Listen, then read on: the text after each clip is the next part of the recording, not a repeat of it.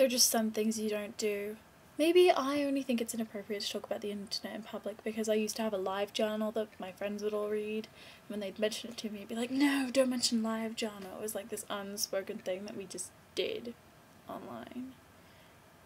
And like you could comment online, but saying it out loud, if you mention the word live journal, you'd be like shunned.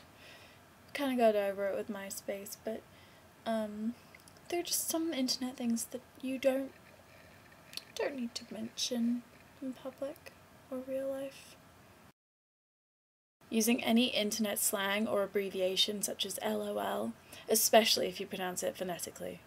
Lol. Explaining how you find most comedians disappointingly boring on Twitter. A play-by-play of how exactly you're going to blog about what you're doing when you get home that night. This includes announcing what you'll caption each photo that you upload onto Facebook, and suggesting which pictures might be worthy of becoming someone's profile picture. Wearing a threadless t-shirt to a party and telling everyone in attendance why it's ironic.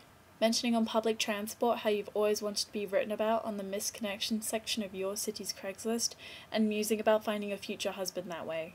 Telling your friend you didn't sleep well last night because you were up late reading Wikipedia pages about serial killers. Describing what symptoms you entered into Google to determine whether or not you had a yeast infection. Performing impressions of any meme. You may do a highly convincing impression of Keyboard Cat, but people will see you doing it.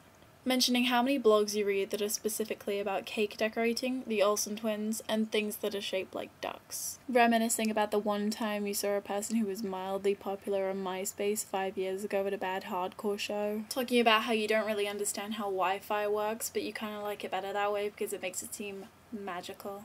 And explaining what Rule 34 means. With examples. Especially to a family member.